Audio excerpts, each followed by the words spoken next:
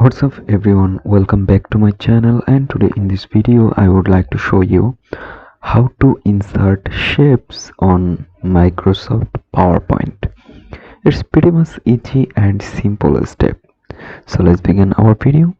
So insert your shapes. At first you need to open your slide, and then you need to go insert option on the top.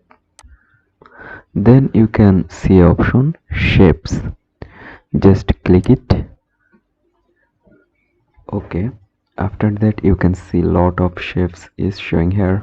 You can select from here. You can make your size like that. You can change the color.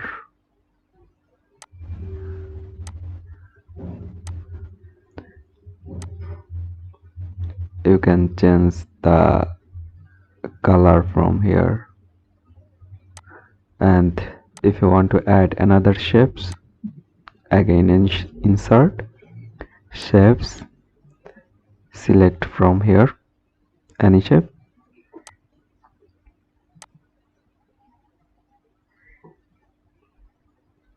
Like that. So guys, in this way you can insert shapes on Microsoft PowerPoint very easily.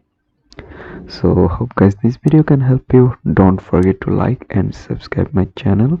Thank you everyone for watching this video.